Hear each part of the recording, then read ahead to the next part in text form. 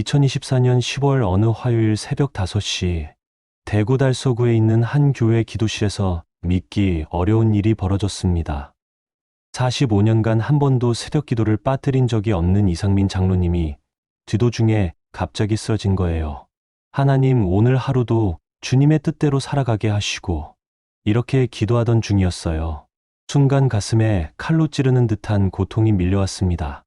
이상민 장로님은 안 돼, 이 말만 남기고 그대로 기도실 바닥에 쓰러졌어요. 안녕하세요 여러분. 저는 순회 목사 김요한입니다.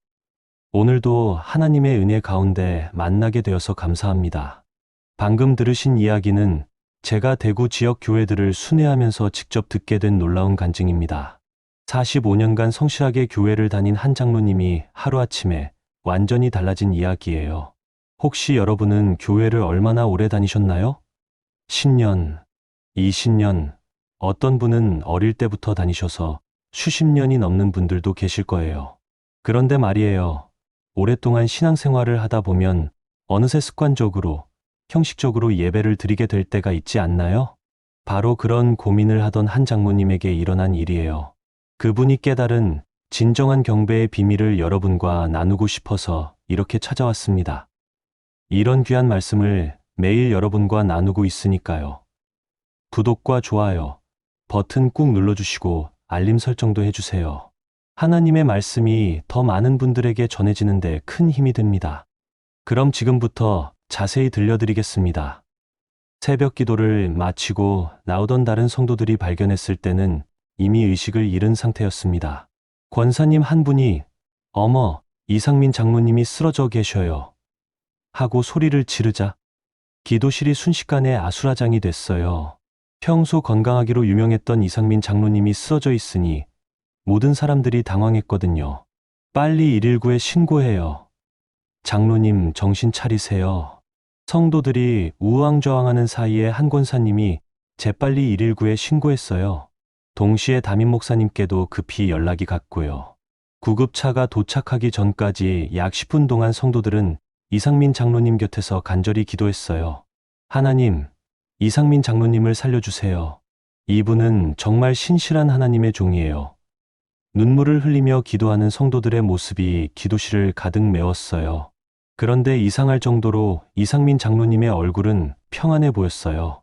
고통스러워 보이지 않고 오히려 미소를 짓고 있는 것 같았거든요. 구급차가 도착했을 때 응급구조사들도 놀랐어요. 환자분 상태가 심각한데 얼굴 표정이 너무 평온하시네요. 보통은 이런 경우에 고통스러운 표정을 짓는데 그래도 일단 응급처치를 하고 병원으로 급히 이송했어요. 병원으로 가는 구급차 안에서도 이상한 일들이 계속 일어났어요. 심전도 모니터가 불규칙한 신호를 보이다가 갑자기 거의 평평한 직선을 그리기 시작했거든요. 응급구조사가 심정지 상태입니다. 빨리 병원에 도착해야 합니다라고 무전을 쳤어요. 그런데 바로 그 순간이었어요. 이상민 장로님에게는 생애 가장 놀라운 경험이 시작되고 있었던 거죠. 구급차 사이렌 소리도 응급구조사의 목소리도 점점 멀어져 갔어요. 대신 형용할 수 없는 평안함이 온몸을 감쌌어요. 이상민 장로님은 올해 60세로 대구에서 30년 넘게 과일 가게를 운영하고 계세요. 15살 때 어머니 손에 이끌려 교회에 나가기 시작해서 45년간 정말 성실하게 신앙생활을 해오셨어요. 중학교 때부터 주일학교 교사를 했고 고등학교 때는 찬양대원으로 봉사했어요. 청년 시절에는 전도대장으로 활동하면서 많은 사람들을 교회로 인도하기도 했죠. 결혼한 후에도 신앙생활에는 전혀 소홀하지 않았어요. 아내 김영희 권사님과 함께 교회의 기둥 같은 역할을 해왔거든요. 장로 직분을 맡은 지도 벌써 10년이 넘었고 교회 재정관리부터 새가족 신방, 구제 사업까지 안 하는 일이 없었어요. 매일 새벽 4시 30분에 일어나서 새벽 기도 참석하고 주일엔 1부, 2부 예배 모두 참석하시고 수요 예배, 금요 철야 예배까지 빠지지 않으셨어요. 심지어 태풍이 불거나 눈이 많이 와도 교회에 나오시는 분이었어요. 다른 성도들이 이상민 장로님만 따라가면 천국 간다라고 할 정도였죠. 11조도 정확히 드리고 감사원금도 넉넉히 드리는 모범적인 장로님이셨어요. 매달 생활비를 빼고 남은 돈의 상당 부분을 교회와 선교를 위해 헌금하셨거든요. 가난한 성도들을 위한 구제헌금도 남몰래 많이 하셨고요. 아내 김영희 권사님과 함께 과일 가게를 운영하면서도 항상 정직하게 장사하셨어요. 과일 무게를 속이지 않고 상한 과일은 절대 팔지 않고 가격도 정당하게 받으셨거든요. 심지어 가난한 단골 손님들에게는 가격을 깎아주거나 덤을 많이 주기도 하셨어요. 주변 상인들 사이에서도 이상민 장로님은 정말 믿음 좋은 분이라고 소문이 날 정도였어요. 교회에서도 인정받는 분이셨어요. 설교 말씀을 들을 때는 항상 맨 앞자리에 앉아서 집중해서 들으셨고, 찬양 시간에는 누구보다 큰 소리로 찬양하셨어요. 기도회 때는 항상 먼저 나와서 기도하고, 다른 사람들의 기도 제목도 꼼꼼히 메모해서 함께 기도해 주셨거든요. 그런데 정작 이상민 장로님 본인은 최근 몇 년 동안 뭔가 허전함을 느끼고 계셨어요. 예배를 드려도 감동이 없고, 기도해도 하나님이 멀게만 느껴지고, 찬양을 불러도 그냥 노래 부르는 것 같고, 내가 뭔가 잘못하고 있는 건가? 이런 생각을 자주 하셨대요. 특히 작년부터는 더 심했어요. 새벽 기도를 나가도 졸음이 쏟아지고, 주일 설교를 들어도 머릿속에 들어오지 않고, 찬양을 해도 가사의 의미가 와닿지 않았어요. 45년이나 신앙생활을 했는데 왜 이럴까? 하나님이 내게서 멀어지신 건가? 이런 고민이 깊어져 갔어요. 다른 성도들은 이상민 장로님을 보며 정말 믿음 좋으시다.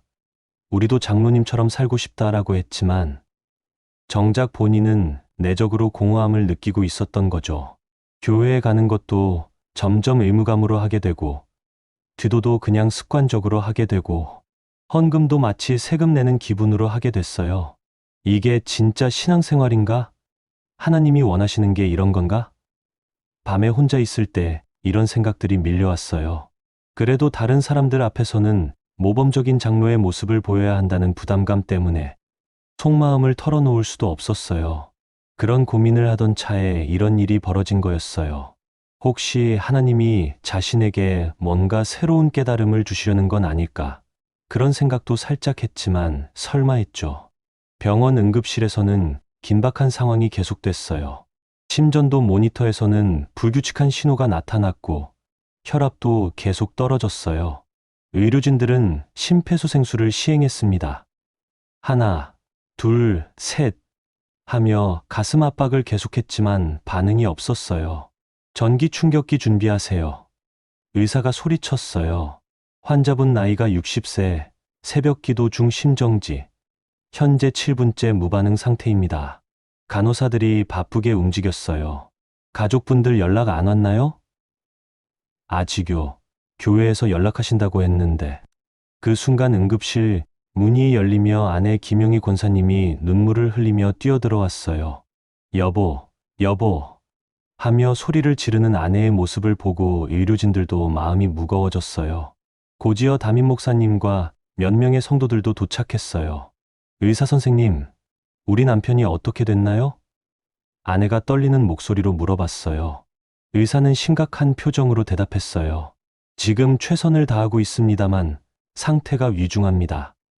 심정지가 7분 이상 지속되고 있어서 담임 목사님이 기도해도 될까요?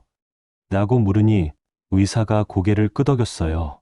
그 순간 응급실 한쪽에서 간절한 기도 소리가 울려 퍼졌어요.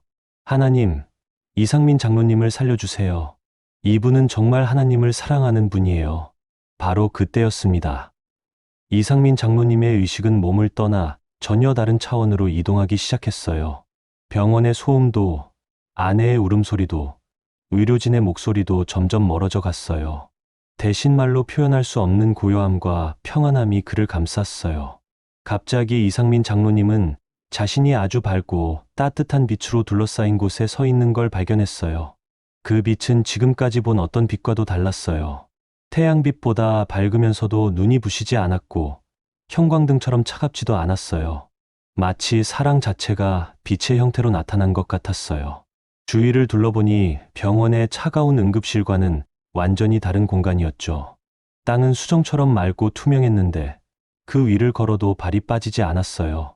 하늘은 무지개색으로 물들어 있었고 어디서인지 아름다운 선율이 들려왔어요.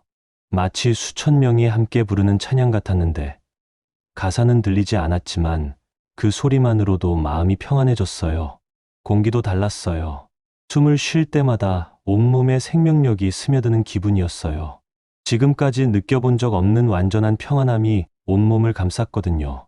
60년을 살면서 쌓인 모든 피로와 스트레스, 걱정과 근심이 한순간에 사라졌어요.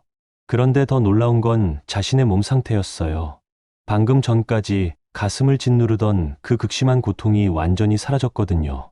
뿐만 아니라 평소에 갖고 있던 무릎 관절염, 어깨 결림, 소화불량 같은 모든 질병들이 없어졌어요. 20대 때보다도 더 가벼운 몸이 된 기분이었어요. 손을 들어 자신의 몸을 살펴보니 더욱 신기했어요. 60년 세월의 흔적들이 모두 사라져 있었거든요. 주름진 손은 아기 손처럼 부드러워졌고 백발이 되어버린 머리카락은 청년 때처럼 검고 윤기가 났어요. 거울이 없어서 얼굴은 볼 수 없었지만 분명히 젊어진 것 같았어요. 정말 신기하다. 이게 꿈인가? 아니면 이상민 장로님이 중얼거리는데 갑자기 뒤에서 부르는 음성이 들렸어요. 이상민아, 그 목소리는 들어본 적 없는 음성이었는데도 묘하게 익숙했어요. 마치 어릴 때부터 늘 듣던 목소리 같았거든요. 천천히 돌아보니 형용할 수 없는 영광의 모습으로 계신 분이 계셨습니다. 그분의 얼굴을 직접 볼 수는 없었어요. 너무나 밝은 빛이 감싸고 있어서 눈을 뜰 수가 없었거든요. 하지만 그분이 누구신지는 마음으로 확실히 알 수 있었어요. 바로 하나님이셨거든요. 이상민 장로님은 즉시 무릎을 꿇고 엎드렸어요. 45년 동안 교회를 다니면서 하나님을 믿어왔지만 이렇게 직접 만난 건 처음이었어요. 두려움보다는 경외감이 먼저 들었어요. 하나님, 정말 하나님이신가요? 제가 지금 꿈을 꾸고 있는 건가요? 그러자 하나님께서 부드럽고 따뜻한 음성으로 대답하셨습니다. 일어나거라, 내 아들아. 꿈이 아니다. 너와 이야기하고 싶은 것이 있어서 이곳으로 데려왔다.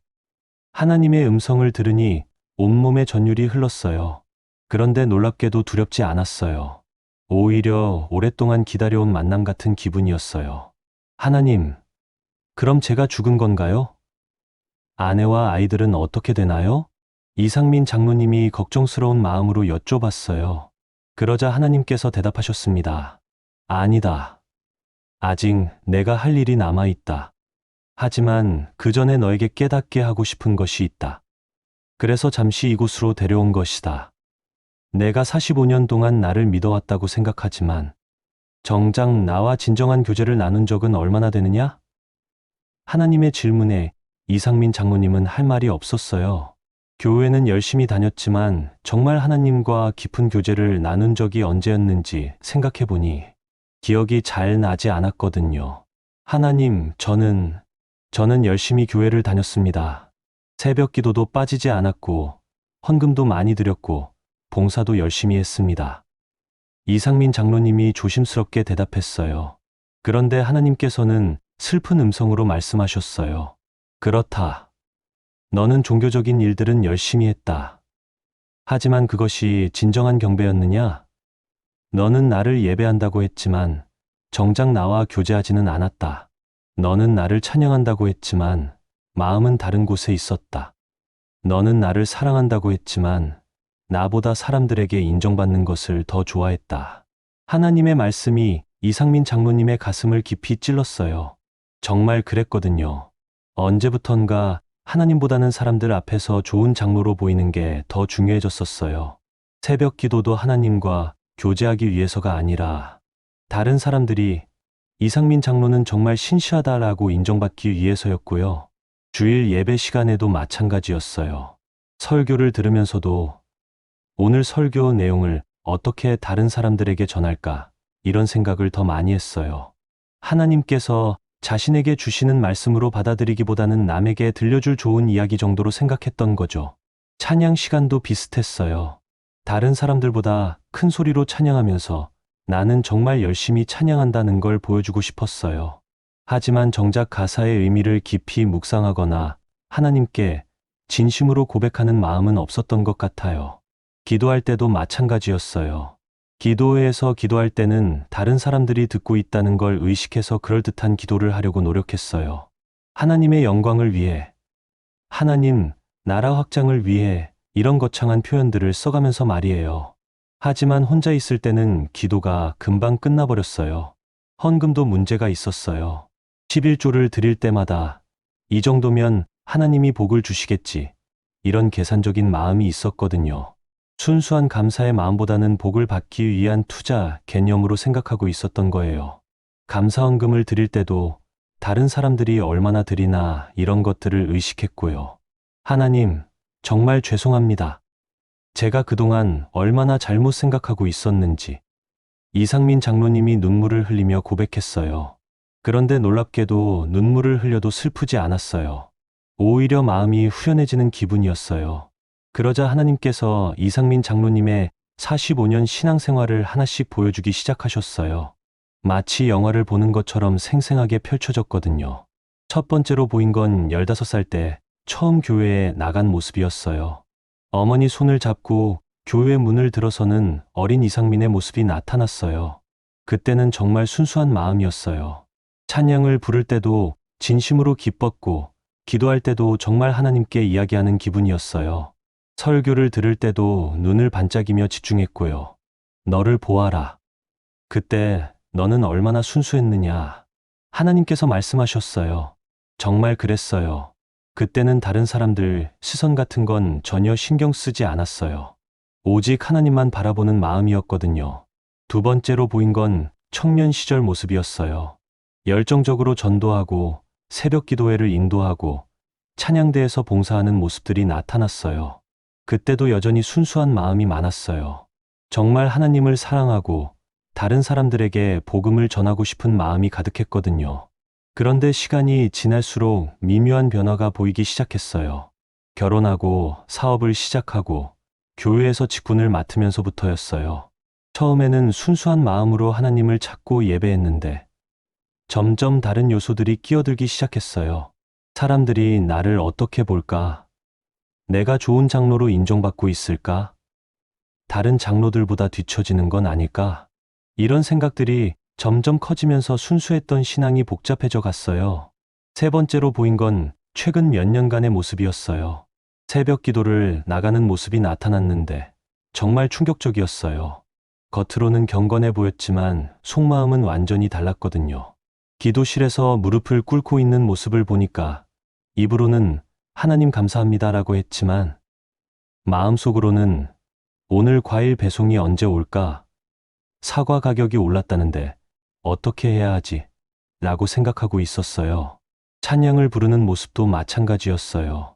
주님을 사랑합니다라는 가사를 부르면서도 정작 하나님을 사랑하는 마음은 별로 없었어요. 그냥 습관적으로, 기계적으로 부르고 있었던 거죠. 가장 충격적이었던 건 기도하는 모습이었어요. 하나님, 오늘도 건강 지켜주시고, 사업도 잘 되게 해주시고, 가족도 보호해 주세요.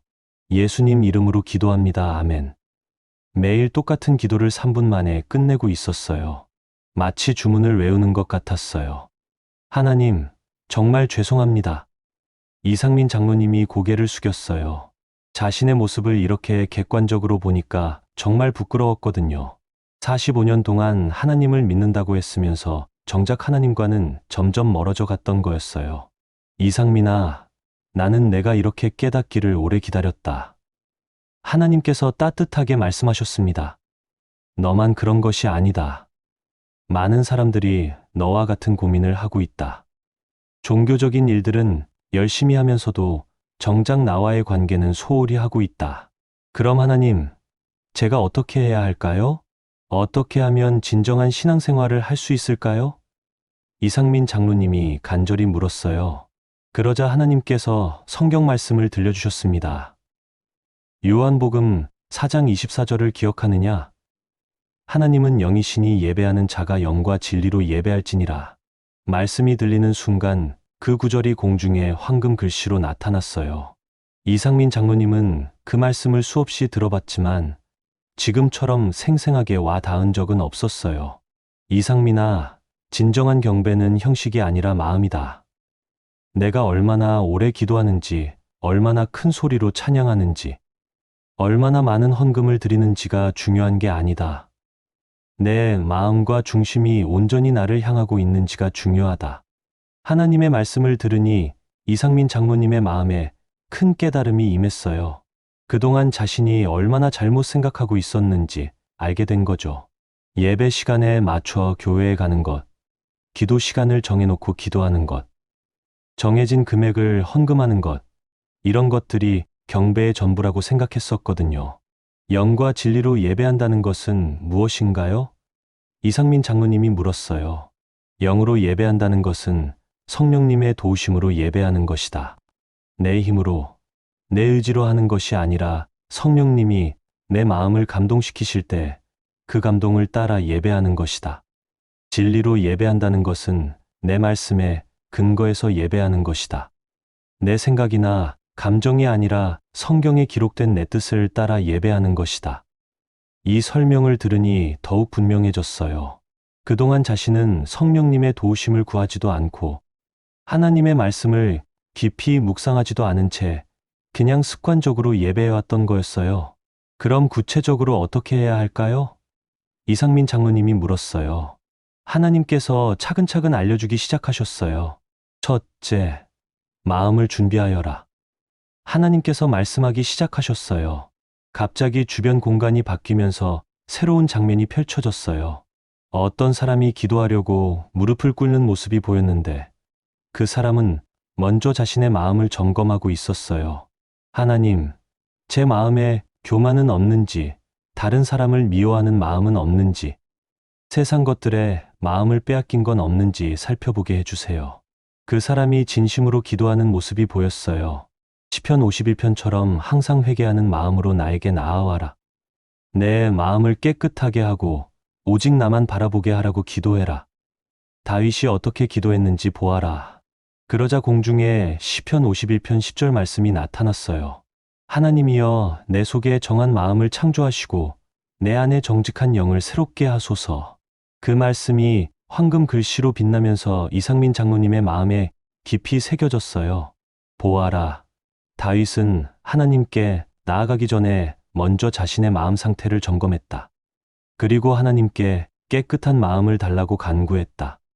이것이 진정한 경배의 첫 번째 단계다. 이상민 장로님은 깊이 고개를 끄덕였어요. 그동안 자신은 아무런 준비 없이 기도하고 예배했었거든요. 마음에 세상 걱정이 가득한 채로 다른 사람들에 대한 서운함이나 짜증이 있는 상태로 하나님께 나아갔던 거였어요. 둘째, 찬양으로 나에게 나아와라. 하나님께서 계속 말씀하셨어요. 그러자 또 다른 장면이 펼쳐졌어요. 어떤 사람이 찬양을 부르고 있었는데 그 모습이 이전에 본 것과는 완전히 달랐어요. 그 사람은 찬양 가사 한 줄 한 줄을 곱씹으며 부르고 있었어요. 주 은혜임을 믿습니다라는 가사를 부를 때는 정말로 하나님의 은혜를 기억하며 감사하는 표정이었고, 주 사랑함을 믿습니다라는 부분에서는 하나님의 사랑에 감격해하는 모습이었어요. 찬양은 경배의 문을 여는 열쇠다. 단순히 노래 부르는 것이 아니라 가사 하나하나를 마음으로 고백하며 불러야 한다. 내가 지금까지 어떻게 찬양했는지 다시 한번 보여주겠다. 그러자 이상민 장로님이 교회에서 찬양하는 모습이 나타났어요. 큰 소리로 열심히 부르고 있었지만 표정은 무표정했어요. 가사를 보지도 않고 습관적으로 부르고 있었고 마음은 딴 곳에 가 있었어요. 주님을 사랑합니다라는 가사를 부르면서도 실제로는 과일 가게 장사 걱정을 하고 있었고, 주님만 의지합니다라고 부르면서도 속으로는 이번 달 매출이 얼마나 나올까를 생각하고 있었어요. 정말 부끄럽습니다, 하나님. 이상민 장로님이 고개를 숙였어요. 그동안 자신이 얼마나 형식적으로 찬양했는지 너무나 명확하게 보였거든요. 하지만 낙심하지 마라. 이제라도 깨달았으니 바뀔 수 있다. 찬양할 때는 먼저 그 곡의 가사를 천천히 읽어보아라. 그리고 각 구절이 무슨 의미인지 생각해보아라. 그 다음에 그 고백을 진심으로 하며 불러라. 하나님께서 구체적인 예를 들어주셨어요. 놀라운 은혜라는 찬송을 부를 때를 생각해보아라. 나 같은 죄인 살리신이라는 가사를 부를 때는 정말로 내가 죄인이었음을 기억하고 하나님께서 너를 구원해 주신 은혜를 생각하며 불러야 한다. 내가 전에는 눈멀었더니 이제는 보내라는 부분에서는 예전에 하나님을 모르고 살았던 어둠의 시절을 기억하고 지금 하나님을 알게 된 것이 얼마나 큰 축복인지 감사하며 불러야 한다. 이 설명을 들으니 이상민 장로님은 완전히 새로운 깨달음을 얻었어요. 찬양이 단순히 목소리를 높여 부르는 게 아니라 마음의 고백이어야 한다는 걸 처음으로 제대로 이해한 거죠. 셋째, 기도로 나와 교제하라. 하나님께서 계속 가르쳐 주셨어요. 또 다른 장면이 나타났는데 어떤 사람이 정말 진실하게 기도하는 모습이었어요. 그 사람은 일방적으로 자신의 이야기만 하는 게 아니라 하나님의 음성을 들으려고 노력하고 있었어요. 기도 중간중간에 조용히 묵상하는 시간을 갖고 하나님께서 마음에 주시는 감동이나 말씀이 있는지 귀 기울이고 있었어요. 감사와 찬양, 회개, 간구, 중보기도를 통해 나와 깊이 대화하라. 그런데 가장 중요한 것은 일방적으로 내 말만 하지 말고 내 음성도 들으려고 노력하는 것이다. 하나님의 음성을 어떻게 들을 수 있나요? 이상민 장로님이 궁금해서 물었어요. 여러 가지 방법이 있다. 성경을 읽을 때 특별히 마음에 와닿는 구절이 있다면 그것이 내가 내게 주는 말씀일 수 있다. 기도할 때 마음에 떠오르는 생각이나 감동이 있다면 그것도 내 음성일 수 있다. 다른 사람을 통해 들려오는 조언이나 권면도 내가 사용하는 방법이다. 하지만 가장 확실한 방법은 성경이다. 내 음성이라고 생각되는 것이 성경 말씀과 맞지 않는다면 그것은 내 음성이 아니다. 반대로 성경 말씀과 일치하고 내 마음에 평안을 주며 선하고 이로운 방향으로 이끈다면 그것은 내 음성일 가능성이 높다. 이 설명을 들으니 기도에 대한 완전히 새로운 관점이 열렸어요. 그동안 이상민 장로님은 기도를 하나님께 일방적으로 요청하는 시간으로만 생각했었거든요. 하나님과 대화하는 시간이라는 개념은 없었어요. 넷째, 내 말씀을 경청하라. 하나님께서 계속 가르쳐 주셨어요. 경배는 내가 말하는 것만이 아니라 내 말씀을 듣는 것도 포함된다. 성경을 읽을 때마다 지금 나에게 하시는 말씀으로 받아들여라. 그러자 또 다른 장면이 펼쳐졌어요. 어떤 사람이 성경을 읽고 있었는데 단순히 글자를 읽는 게 아니라 하나님께서 자신에게 주시는 개인적인 메시지로 받아들이고 있었어요. 그 사람이 수고하고 무거운 짐 진 자들아 다 내게로 오라 내가 너희를 쉬게 하리라는 말씀을 읽을 때 하나님께서 지금 피곤한 나에게 주시는 위로의 말씀이구나 라고 받아들이는 모습이 보였어요. 내가 지금까지 어떻게 성경을 읽었는지 보여주겠다. 하나님께서 말씀하시자 이상민 장로님이 성경을 읽는 모습이 나타났어요. 매일 정해진 분량을 읽기는 했지만 그냥 글자만 훑어보는 식이었어요. 읽은 내용이 무슨 의미인지 자신의 삶과 어떤 관련이 있는지 전혀 생각하지 않았어요. 심지어 성경을 읽으면서도 다른 생각을 하고 있었어요. 오늘 몇 장을 읽어야 하지? 빨리 읽고 가게 열어야겠다. 이런 식으로 말이에요. 정말 죄송합니다. 하나님의 소중한 말씀을 이렇게 대했다니. 이상민 장로님이 깊이 회개했어요. 다섯째, 헌신으로 응답하라. 하나님께서 마지막으로 말씀하셨어요. 예배와 경배의 절정은 내가 받은 은혜의 삶으로 반응하는 것이다. 내 시간, 재능, 삶 전체를 나에게 드려라. 그러자 로마서 12장 1절 말씀이 공중에 나타났어요. 그러므로 형제들아, 내가 하나님의 모든 자비하심으로 너희를 권하노니 너희 몸을 하나님이 기뻐하시는 거룩한 산 제물로 드리라. 이는 너희가 드릴 영적 예배니라. 이상민아, 이 말씀이 무슨 뜻인지 아느냐? 하나님께서 물으셨어요. 잘 모르겠습니다. 제가 이해한 것은 헌금을 많이 드리라는 뜻인 줄 알았는데. 이상민 장로님이 솔직하게 대답했어요. 아니다. 산 제물이라는 것은 내 생명, 내 삶 전체를 나에게 드리라는 뜻이다. 과일 가게에서 일할 때도 나를 위해 일하고, 아내와 대화할 때도 나의 사랑으로 대화하고, 손님을 대할 때도 나의 마음으로 대하라는 뜻이다. 내 삶의 모든 순간이 나를 향한 경배가 될 수 있다. 이 말씀을 듣는 순간 이상민 장로님은 눈물이 터져 나왔어요. 그동안 교회 안에서만 하나님을 만날 수 있다고 생각했는데 일상의 모든 순간이 하나님과 교제할 수 있는 시간이었던 거죠. 과일 가게에서 손님에게 정직하게 장사하는 것도 경배요. 아내를 사랑으로 대하는 것도 경배요. 혼자 있을 때 내 생각을 하며 감사하는 것도 경배다. 이상민아, 내 삶 전체가 나를 향한 예배가 될 수 있다. 하나님의 말씀을 들으며 이상민 장로님은 완전히 새로운 세계가 열리는 기분이었어요. 그동안 신앙생활을 너무 좁게 생각했었던 거죠. 주일 예배 시간, 새벽 기도 시간에만 하나님을 만날 수 있다고 생각했는데 사실은 매 순간이 하나님과 교제할 수 있는 시간이었던 거예요. 하나님, 그럼 제가 구체적으로 어떻게 살아야 할까요? 이상민 장로님이 간절히 물었어요. 하나님께서 더욱 자세하게 알려주기 시작하셨어요. 먼저 새벽 기도부터 바꾸어라. 기도실에 들어가기 전에 마음을 정리하는 시간을 가져라.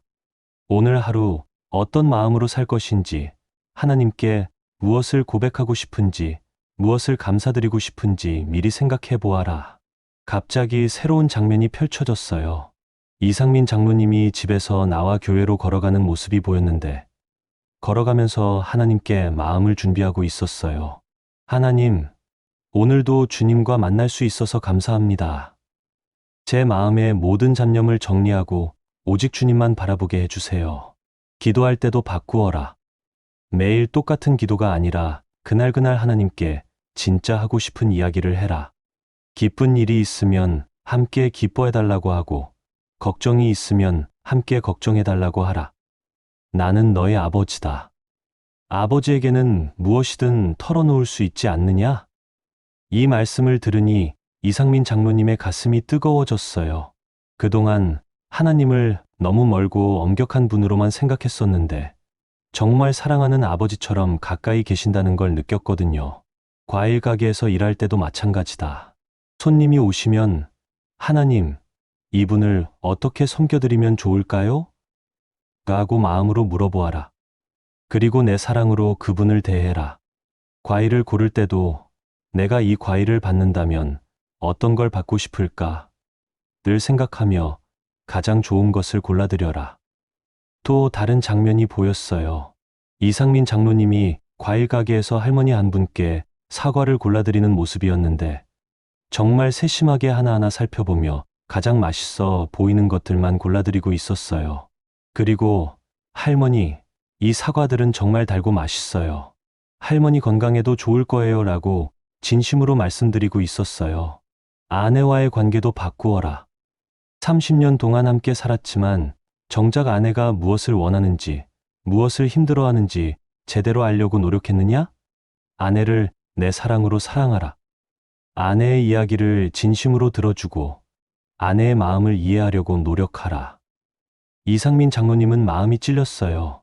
정말 그랬거든요. 아내와 함께 살면서도 진짜 대화를 나눈 적이 별로 없었어요. 대부분 사업 이야기나 교회 일 이야기뿐이었고 아내의 개인적인 고민이나 마음을 들어준 적은 거의 없었어요. 교회에서도 바꾸어라.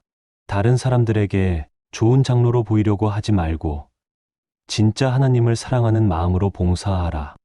설교를 들을 때도 다른 사람에게 전해줄 이야기를 찾지 말고 하나님이 지금 너에게 주시는 말씀으로 받아들여라. 찬양할 때도 목소리 크기보다는 마음의 진실함에 집중하라. 가사를 하나하나 음미하며 불러라. 주님을 사랑합니다라고 부를 때는 정말로 나를 사랑하는지 마음을 살펴보고 주님만 의지합니다라고 부를 때는 정말로 나만 의지하고 있는지 점검해 보아라.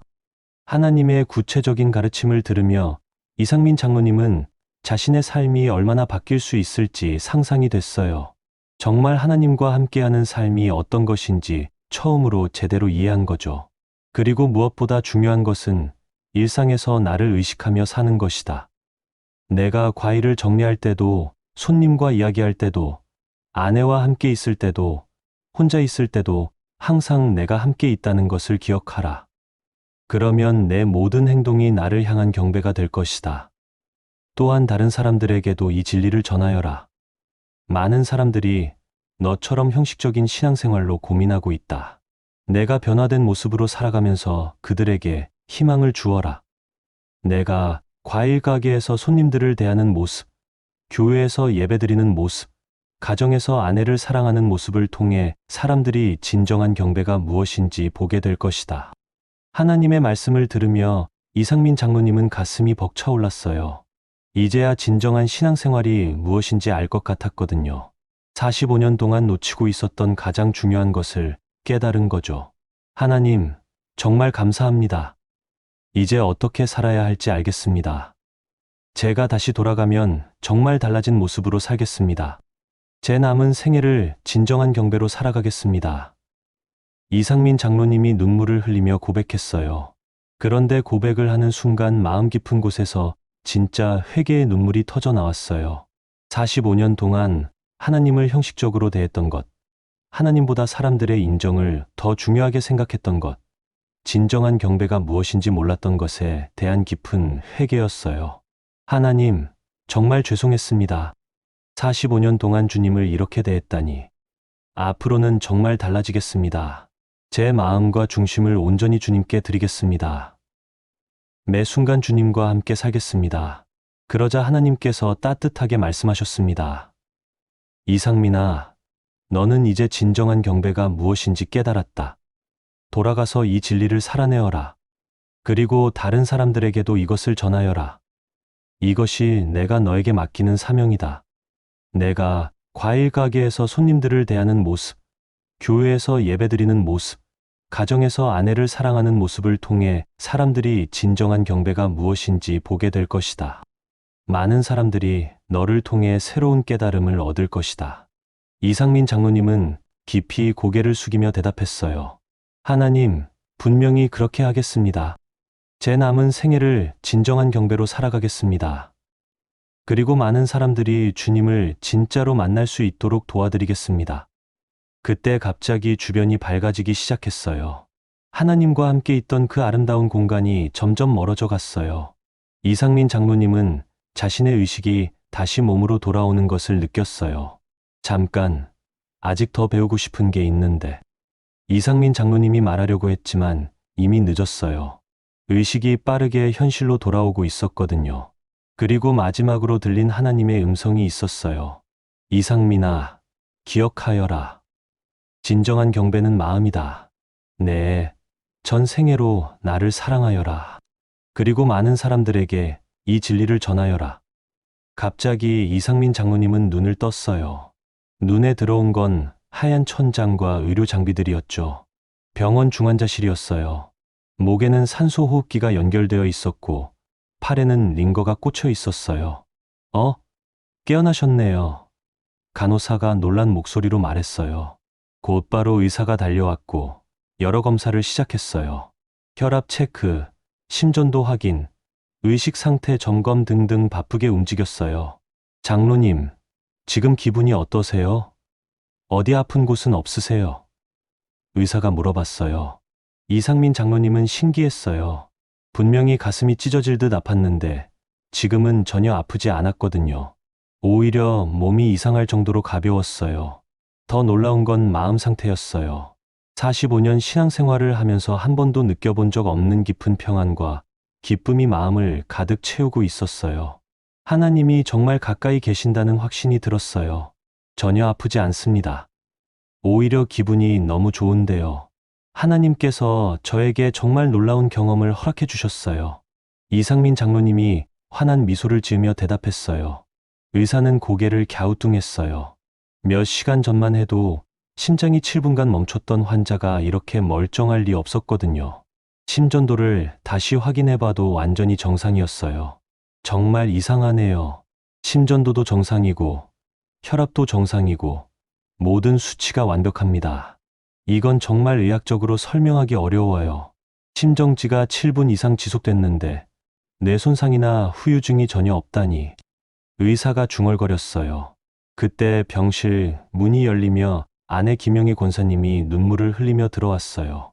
여보, 정말 괜찮아요? 얼마나 놀랐는지 몰라요. 교회에서 연락받고 얼마나 무서웠는지. 이상민 장로님은 아내의 손을 꼭 잡고 말했어요. 여보, 나 괜찮아요. 아니, 괜찮은 정도가 아니라 정말 좋아요. 하나님께서 저에게 정말 놀라운 것을 보여주셨어요. 뭔가 완전히 달라진 기분이에요. 아내는 남편의 얼굴을 자세히 들여다봤어요. 뭔가 확실히 다른 게 느껴졌거든요.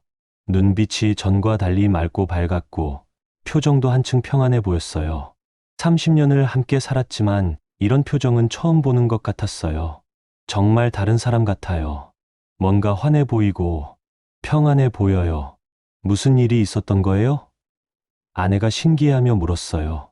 그때 담임 목사님이 몇 명의 성도들과 함께 병문 안을 오셨어요. 장로님, 어떻게 지내세요? 정말 놀랐습니다. 새벽 기도 끝나고 나니까 쓰러져 계시더라고요. 모든 성도들이 얼마나 걱정했는지 몰라요. 이상민 장로님은 목사님과 성도들을 보니까 가슴이 벅차올랐어요. 전에는 그냥 교회 사람들이었는데 지금은 정말 소중한 하나님의 가족으로 느껴졌거든요. 하나님의 사랑으로 이분들을 바라보게 된 거죠. 목사님, 성도님들, 걱정 끼쳐드려서 죄송합니다. 그런데 저에게 정말 놀라운 일이 일어났어요. 하나님을 직접 만났습니다. 이상민 장로님이 진심으로 말했어요. 의사가 다시 들어와서 검사 결과를 설명했어요. 정말 믿기 어렵습니다. 7분간 심정지 상태였던 환자가 이렇게 완전히 회복될 수는 없어요. 보통은 뇌 손상이나 여러 후유증이 남는데 모든 검사가 완전히 정상입니다. 혈액 검사, 심전도, 뇌파 검사, 모든 게 완벽해요. 이건 의학적으로 기적이라고 밖에 할 수 없네요. 목사님이 눈을 반짝이며 말씀하셨어요. 하나님께서 특별한 은혜를 베푸신 것 같습니다. 혹시 의식을 잃으신 동안 특별한 경험을 하셨나요? 이상민 장로님은 잠시 망설이다가 입을 열었어요. 사실은 정말 믿기 어려운 일을 경험했습니다. 하나님을 직접 만났어요. 그리고 진정한 경배가 무엇인지 가르쳐 주셨습니다. 병실이 조용해졌어요. 모든 사람들이 숨을 죽이고 이상민 장로님의 다음 말을 기다렸어요. 하나님께서 저희 45년 신앙생활을 보여주시면서 제가 얼마나 형식적으로 신앙생활을 했는지 깨닫게 해주셨어요. 저는 그동안 교회는 열심히 다녔지만 정작 하나님과는 진정한 교제를 하지 않았었어요. 이상민 장로님은 하나님께서 가르쳐 주신 내용들을 차근차근 나누기 시작했어요. 진정한 경배는 형식이 아니라 마음이라는 것, 영과 진리로 예배해야 한다는 것, 일상 전체가 하나님께 드리는 예배가 될 수 있다는 것들을 말이에요. 요한복음 4장 24절에서 하나님은 영이시니 예배하는 자가 영과 진리로 예배할지니라고 하셨잖아요. 저는 그 말씀을 수없이 들었지만 진짜 의미를 몰랐어요. 영과 진리로 예배한다는 것은 성령님의 도우심으로 하나님의 말씀에 근거해서 진실한 마음으로 예배하는 거였어요. 듣고 있던 성도들의 눈에서 눈물이 흘렀어요. 이상민 장로님의 이야기가 자신들의 마음도 깊이 울렸거든요. 많은 분들이 비슷한 고민을 하고 있었어요. 저도 요즘 신앙생활이 형식적인 것 같아서 고민이었는데 한 집사님이 눈물을 흘리며 말씀하셨어요. 장로님 말씀을 들으니까 제 마음도 뜨거워지네요. 그리고 로마서 12장 1절에서 우리 몸을 하나님이 기뻐하시는 거룩한 산 제물로 드리라고 하신 것도 새롭게 깨달았어요. 이게 바로 영적 예배라고 하셨는데 교회에서만 하나님을 만나는 게 아니라 일상의 모든 순간이 하나님께 드리는 경배가 될 수 있다는 뜻이었어요. 목사님도 깊이 감동받으셨어요. 정말 놀라운 간증입니다. 하나님께서 장로님을 통해 우리 교회에 새로운 은혜를 주시는 것 같습니다. 그날 저녁 이상민 장로님은 퇴원 허가를 받았어요. 의사도 믿을 수 없어 했지만 모든 검사 결과가 정상이어서 더 이상 입원할 이유가 없었거든요. 집으로 돌아가는 차 안에서 이상민 장로님은 아내에게 말했어요. 여보, 나 정말 달라졌어요. 이제 하나님을 새롭게 알 것 같아요. 우리 부부관계도 새롭게 시작하고 싶어요. 아내도 남편의 변화를 느꼈어요. 정말 그런 것 같아요. 눈빛부터가 다르네요. 뭔가 평안하고 기쁜 게 느껴져요. 30년 결혼 생활 중에 이런 모습은 처음 봐요. 집에 도착해서 이상민 장로님이 제일 먼저 한 일은 기도였어요. 그런데 전과 완전히 달랐어요. 이전에는 습관적으로 하던 기도였는데 지금은 정말 하나님과 대화하는 기분이었어요. 하나님, 저를 다시 살려주셔서 감사합니다. 그리고 진정한 경배가 무엇인지 가르쳐 주셔서 감사합니다. 이제부터 제 전 생애로 주님께 경배드리겠습니다. 과일 가게에서 일할 때도, 아내와 함께 있을 때도 모든 순간에 주님을 의식하며 살겠습니다. 기도를 마치고 나니까 마음이 너무나 평안했어요. 45년 신앙생활 중에 처음 느끼는 깊은 평안이었어요. 정말 하나님과 하나 된 기분이었거든요. 다음 날 아침, 이상민 장로님은 평소보다 훨씬 일찍 잠에서 깼어요.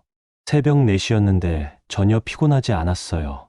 오히려 몸이 가볍고 마음이 설렸어요. 여보, 벌써 일어났어요? 아내가 놀라며 물어봤어요. 어제 그런 일이 있었는데 좀 더 쉬세요. 괜찮아요. 마음이 너무 좋아서 잠이 안 와요. 오늘부터 정말 다르게 살고 싶어요. 이상민 장로님이 밝게 대답했어요. 새벽 기도를 위해 교회로 향하는 길에서부터 달랐어요. 전에는 의무감으로 발걸음이 무거웠는데 지금은 하나님을 만나러 가는 기쁜 마음이었어요. 길가의 가로등, 새벽 공기, 조용한 거리 모든 것이 하나님의 창조물로 느껴졌어요. 걸어가면서 하나님께 마음을 준비했어요. 하나님, 오늘도 주님과 만날 수 있어서 감사합니다. 제 마음의 모든 잡념을 정리하고 오직 주님만 바라보게 해주세요. 교회에 도착해서 기도실 문을 열었을 때 어제 쓰러졌던 그 자리가 보였어요. 그런데 무섭거나 슬프지 않았어요. 오히려 감사했어요. 그 사건을 통해 하나님을 새롭게 만났으니까요. 기도를 시작했는데 완전히 달랐어요. 이전에는 하나님 감사합니다. 건강 주시고 사업 잘 되게 해주세요. 이런 식으로 기계적으로 했는데 지금은 정말 하나님과 대화하는 기분이었어요. 하나님, 어제 저를 천국으로 데려가셔서 그 놀라운 진리를 가르쳐 주셔서 너무 감사해요. 45년 동안 몰랐던 진정한 경배를 이제야 깨닫게 됐어요. 앞으로 제 삶 전체로 주님께 경배드리겠어요. 기도하면서 눈물이 계속 흘렀어요. 그런데 슬픈 눈물이 아니라 감사하고 기쁜 눈물이었어요. 하나님이 이렇게 가까이 계신다는 게 실감났거든요. 다른 성도들이 하나둘 들어오기 시작했어요. 어제 병원에서 만났던 분들도 계셨어요. 장로님, 괜찮으세요? 어제 정말 놀랐어요. 네, 괜찮습니다. 아니, 괜찮은 정도가 아니라 너무 좋아요. 하나님께서 저에게 새로운 은혜를 주셨어요. 이상민 장로님이 밝게 대답했어요. 함께 기도하는데 이상민 장로님의 기도 소리를 듣고 모든 사람들이 놀랐어요. 전과 완전히 달랐거든요. 이전에는 형식적이고 틀에 박힌 기도였는데 지금은 진심이 가득 담긴 간절한 기도였어요. 하나님, 우리가 진정한 경배가 무엇인지 깨닫게 해주세요. 형식적인 신앙생활이 아니라 마음으로 주님을 사랑하게 해주세요. 우리의 일상 모든 순간이 주님께 드리는 예배가 되게 해주세요. 듣고 있던 성도들의 마음도 뜨거워졌어요. 평소 들어보지 못한 깊이 있는 기도였거든요. 한 권사님은 아멘, 정말 그렇게 해주세요 라고 중얼거렸고 다른 분은 눈물을 흘리며 기도에 동참했어요. 새벽 기도를 마치고 과일 가게로 향했어요. 가게 문을 열면서도 마음가짐이 완전히 달랐어요. 이전에는 그냥 돈을 벌기 위한 장사였는데 지금은 하나님이 맡겨주신 사명의 자리로 느껴졌어요.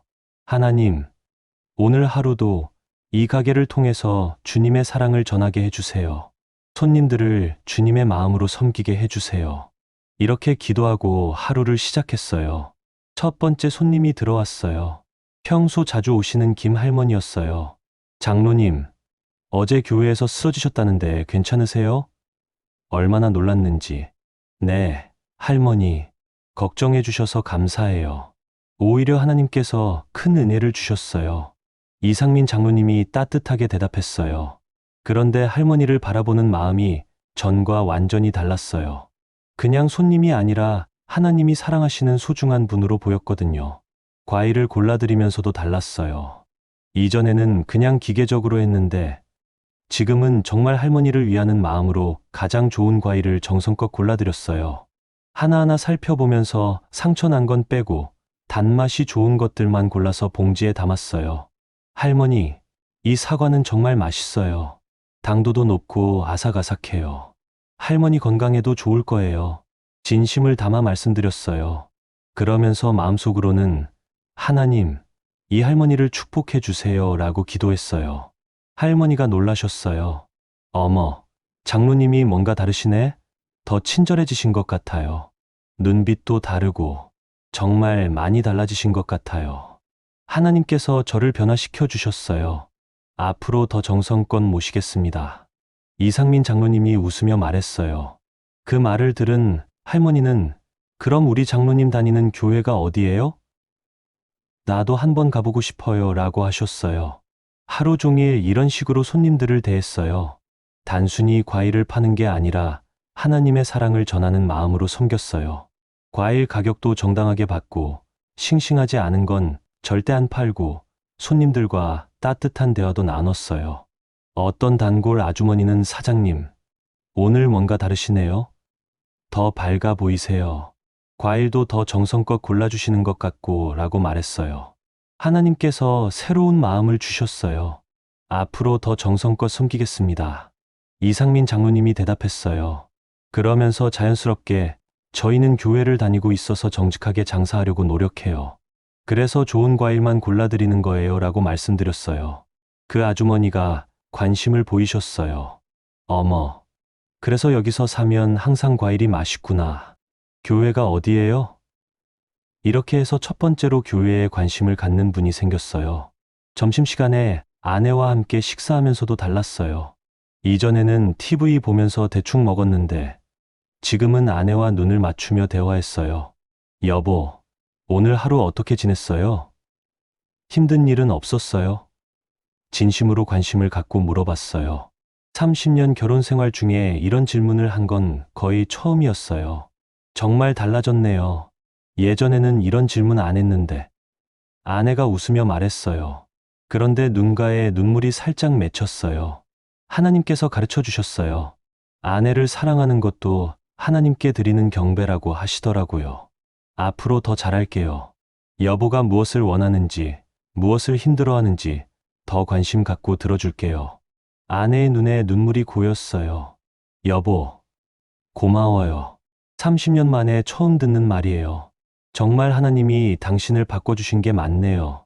그날 오후에는 더 놀라운 일들이 계속 일어났어요. 평소에 까다롭기로 유명한 박 아저씨가 오셨는데 이상민 장로님이 정성껏 과일을 골라드리고 친절하게 대해드리니까 완전히 달라진 반응을 보이셨어요. 사장님, 여기서 산 과일이 정말 맛있더라고요. 다른 데서 사면 금방 상하는데 여기서 산 건 오래가고. 어떻게 이렇게 좋은 것만 골라주세요? 박 아저씨가 고마워하셨어요. 하나님께서 정직하게 장사하라고 하셔서 그래요. 저라면 어떤 과일을 받고 싶을까 생각하면서 가장 좋은 것만 골라드리고 있어요. 이상민 장로님이 대답했어요. 그러자 박 아저씨가 하나님, 교회 다니세요? 라고 물어보셨어요. 네, 다닙니다. 하나님의 사랑으로 장사하려고 노력해요. 이상민 장로님이 자연스럽게 대답하니까 박 아저씨도 나도 교회 한번 가볼까? 라고 중얼거리셨어요. 저녁에 집에 돌아와서도 이전과 달랐어요. 피곤하다고 TV만 보는 게 아니라 성경을 펼쳐서 말씀을 읽었어요. 그런데 성경 읽는 것도 완전히 달랐어요. 요한복음 4장 24절을 읽으면서 하나님께서 어제 해주신 말씀이 생생하게 떠올랐어요. 하나님은 영이시니 예배하는 자가 영과 진리로 예배할지니라. 맞아. 진정한 경배는 형식이 아니라 마음이구나. 영과 진리로 예배한다는 건 성령님의 도우심으로 하나님의 말씀에 근거해서 진실한 마음으로 예배하는 거구나. 깊이 깨닫게 됐어요. 로마서 12장 1절도 다시 읽어봤어요. 그러므로 형제들아, 내가 하나님의 모든 자비하심으로 너희를 권하노니 너희 몸을 하나님이 기뻐하시는 거룩한 산 제물로 드리라. 이는 너희가 드릴 영적 예배니라. 아, 내 몸을 산 제물로 드리는 것이 영적 예배구나. 과일 가게에서 일하는 것도, 아내를 사랑하는 것도, 손님들을 섬기는 것도, 이 모든 게 하나님께 드리는 예배가 될 수 있구나. 감격했어요. 그날 밤 기도할 때도 완전히 달랐어요. 하나님, 오늘 하루 주님과 함께 산 것 같아서 너무 행복했어요. 과일 가게에서 일할 때도 주님이 함께 계신 걸 느꼈고, 손님들을 대할 때도 주님의 사랑으로 섬길 수 있었어요. 정말 감사해요. 그로부터 한 달이 지났어요. 이상민 장로님의 변화는 정말 놀라웠어요. 교회 성도들뿐만 아니라 과일 가게 단골 손님들까지 모두 느낄 수 있을 정도였거든요. 교회에서는 이상민 장로님의 간증이 큰 화제가 됐어요. 주일 예배 때 간증 시간에 서서 자신의 경험을 나누셨는데 듣는 모든 사람들이 눈물을 흘렸어요. 형제자매 여러분, 저는 45년 동안 교회를 다녔지만 진정한 경배가 무엇인지 몰랐습니다. 하나님께서 직접 가르쳐 주셔서 깨달았어요. 경배는 주일에만 하는 게 아니라 우리 삶 전체가 하나님께 드리는 예배가 될 수 있다는 걸 말이에요. 이 간증을 듣고 많은 성도들이 자신의 신앙생활을 돌아보게 됐어요. 나도 혹시 형식적으로만 신앙생활을 하고 있는 건 아닐까? 이런 생각을 하게 된 거죠. 한 젊은 집사님이 이상민 장로님께 찾아와서 말했어요. 장로님, 저도 요즘 신앙생활이 재미없었는데 장로님 간증 듣고 마음이 뜨거워졌어요. 어떻게 하면 장로님처럼 될 수 있을까요? 이상민 장로님은 친절하게 알려주셨어요. 먼저 하나님께 진심으로 회개하세요. 그동안 형식적으로 신앙생활 한 것을 고백하고요. 그리고 매일 하나님과 진정한 대화를 나누세요. 일방적으로 말하지 말고 하나님의 음성도 들으려고 노력하세요. 그리고 가장 중요한 건 일상에서 하나님을 의식하며 사는 거예요.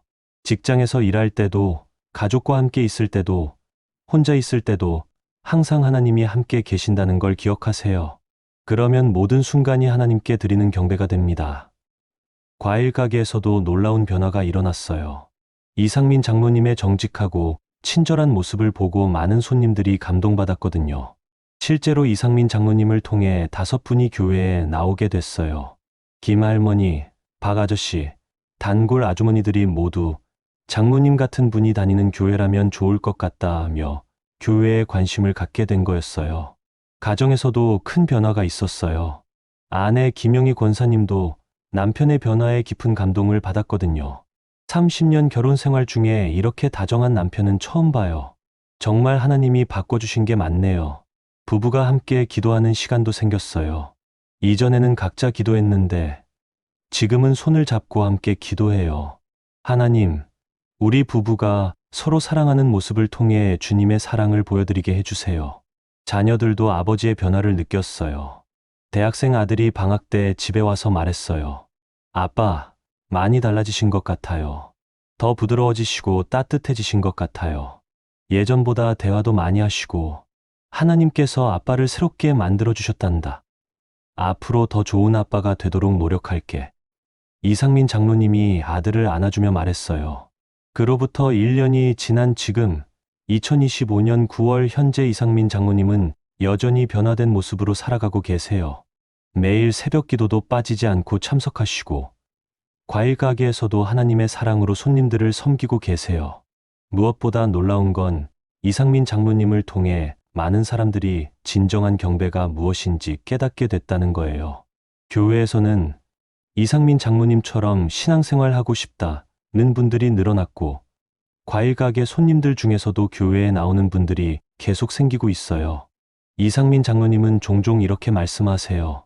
저는 45년 동안 하나님을 믿는다고 했지만 정작 하나님과 진정한 교제는 하지 않았어요. 그런데 하나님께서 저의 그 실수를 통해 오히려 더 큰 은혜를 주셨어요. 이제는 매 순간이 하나님과 함께하는 기쁨으로 가득해요. 여러분은 어떠세요? 혹시 이상민 장로님처럼 오랫동안 신앙생활을 했는데도 뭔가 허전함을 느끼고 계시지는 않나요? 교회는 열심히 다니지만 하나님이 멀게 느껴지시지는 않나요? 그렇다면 오늘 이상민 장로님의 이야기를 통해 진정한 경배가 무엇인지 다시 한번 생각해 보세요. 요한복음 4장 24절 말씀처럼 하나님은 영이시니 예배하는 자가 영과 진리로 예배해야 해요. 진정한 경배는 형식이 아니라 마음이에요. 얼마나 오래 기도하는지, 얼마나 큰 소리로 찬양하는지가 중요한 게 아니라 여러분의 마음과 중심이 온전히 하나님을 향하고 있는지가 중요해요. 그리고 로마서 12장 1절 말씀처럼 여러분의 몸을 하나님이 기뻐하시는 거룩한 산 제물로 드리세요. 이것이 영적 예배예요. 직장에서 일할 때도, 가정에서 가족과 함께 있을 때도, 혼자 있을 때도 항상 하나님을 의식하며 사세요. 그러면 여러분의 모든 순간이 하나님께 드리는 경배가 될 거예요. 오늘 이 말씀이 여러분에게 도움이 되셨나요? 이상민 장로님의 간증처럼 우리도 진정한 경배를 통해 하나님과 더 깊은 교제를 나누면 좋겠어요. 댓글로 아멘 또는 예수님이라고 써주시면서 여러분의 다짐도 나눠주세요. 이런 귀한 말씀을 더 많은 분들과 나누고 싶어요. 구독 버튼과 좋아요 버튼 꾹 눌러주시고 댓글로 여러분의 신앙 간증도 나눠주세요. 매일 이런 은혜로운 말씀으로 여러분과 만나고 있으니까 알림 설정도 해주시면 감사하겠어요. 오늘도 여러분 모두 하나님의 크신 사랑과 은혜가 함께 하시길 축복합니다. 그리고 여러분의 일상 모든 순간이 하나님께 드리는 아름다운 경배가 되시길 기도해요. 다음에 또 만나요.